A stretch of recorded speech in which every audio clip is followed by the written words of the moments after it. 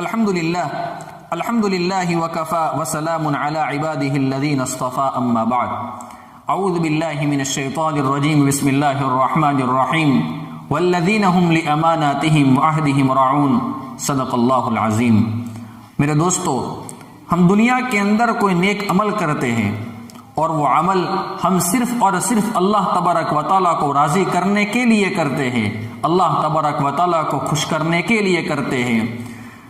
تو نہیں یہ کہ صرف اس کا بدلہ ہمیں آخرت میں ملے گا، بلکہ بسا اوقات اس عمل کی برکتیں اور اس عمل کے جو برکات ہوتی ہیں وہ اللہ تبارک و تعالی ہمیں دنیا کے اندر بھی عطا فرما لیتے ہیں۔ میں اسی سلسلے کا ایک واقعہ آپ کی خدمت میں پیش کرتا ہوں، اور اس واقعے سے ہمیں سمجھ میں آئے گا کہ کوئی عمل ہم نے کیا ہوتا ہے، اخلاص کے ساتھ کیا ہوتا ہے، تو اللہ تبارک و تعالی اس کی برکتیں دنیا کے اندر کیسے عطا فرماتے ہیں۔ ابن عقیل رحمۃ اللہ علیہ ایک بہت بڑے اللہ والے گزرے ہیں۔ وہ اپنا واقعہ لکھتے ہیں کہ میں بہت ہی زیادہ غریب آدمی تھا۔ ایک مرتبہ میں نے طواف کرتے ہوئے ایک ہار دیکھا جو بڑا قیمتی تھا۔ میں نے وہ ہار اٹھا لیا۔ میرا نفس چاہتا تھا کہ میں اس کو چھپا لوں، لیکن میرا دل کہتا تھا کہ ہرگز نہیں، یہ چوری ہے، بلکہ دیانتداری اور امانت داری کا تقاضا یہ ہے کہ جس کا یہ ہار ہے اسے میں واپس کر دوں۔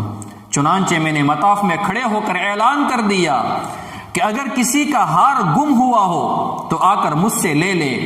کہتے ہیں کہ ایک نابینا آدمی آیا اور کہنے لگا کہ یہ ہار میرا ہے اور میرے تھیلے میں سے گر گیا ہے۔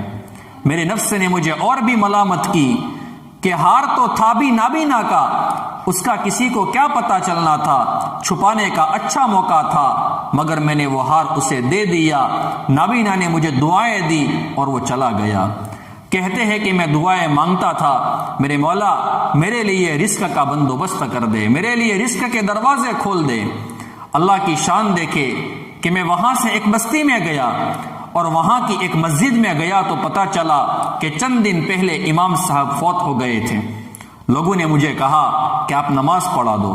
جب میں نے وہاں پر نماز پڑھائی تو انہیں میرا نماز پڑھانا بہت اچھا لگا۔ وہ کہنے لگے کہ تم یہاں پر امام کیوں نہیں بن جاتے؟ میں نے کہا کہ بہت اچھا۔ میں نے وہاں پر امامت کے فرائض انجام دینا شروع کر دیے۔ تھوڑے دنوں کے بعد پتا چلا کہ جو امام صاحب پہلے فوت ہوئے تھے ان کی ایک جوان بیٹی ہے، اور وہ وصیت کر کے گئے ہیں کہ کسی نیک بندے سے اس کا نکاح کرا دینا۔ مقتدی لوگوں نے مجھے کہا کہ جی اگر آپ چاہیں تو ہم اس یتیم بچی سے آپ کا نکاح کرا دیتے ہیں۔ میں نے کہا کہ بہت اچھا۔ چنانچہ انہوں نے اس کے ساتھ میرا نکاح کرا دیا۔ شادی کے کچھ عرصے کے بعد میں نے اپنی بیوی کو دیکھا کہ اس کے گلے میں وہی ہار تھا جو میں نے طواف کے دوران ایک نابینا آدمی کو لوٹایا تھا۔ اسے دیکھ کر میں حیران رہ گیا۔ میں نے پوچھا کہ یہ ہار کس کا ہے؟ اس نے کہا کہ یہ میرے ابو نے مجھے دیا تھا۔ میں نے کہا آپ کے ابو کون تھے؟ اس نے کہا کہ وہ عالم تھے اور اس مسجد میں امام تھے اور وہ نابینا تھے۔ تب مجھے پتا چلا کہ اس کے ابو ہی تھے جن کو میں نے وہ ہار واپس کیا تھا۔ میں نے اس کو بتایا کہ یہ ہار تو میں نے ان کو اٹھا کر دیا تھا۔ وہ کہنے لگی کہ آپ کی بھی دعا قبول ہو گئی، میرے ابو کی بھی دعا قبول ہو گئی۔ میں نے کہا کہ وہ کیسے؟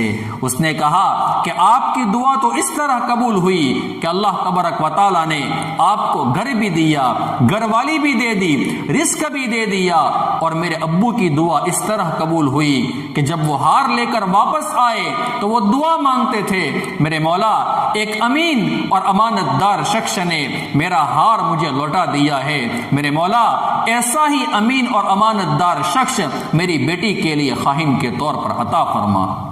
اللہ نے میرے باپ کی بھی دعا قبول کر لی اور آپ کو میرا خواہن بنا دیا، میرا شوہر بنا دیا۔ تو مخلص بندہ جو کام کرتا ہے اور اخلاص کے ساتھ کرتا ہے، اللہ تبارک و تعالیٰ کو راضی کرنے کے لیے کرتا ہے، اس کا بدلہ اس کو دنیا میں بھی ملتا ہے اور آخرت میں بھی ملتا ہے۔ اللہ تبارک و تعالیٰ ہمیں صحیح معنوں میں اخلاص عطا فرمائے۔ اللہ تبارک و تعالیٰ ہمیں امین اور امانت دار بنائے اور کامل مؤمنین کی صفات اللہ تبارک و تعالیٰ ہمیں نصیب فرمائے۔ آمین یا رب العالمین۔ وآخر دعوانا ان الحمد للہ رب العالمین۔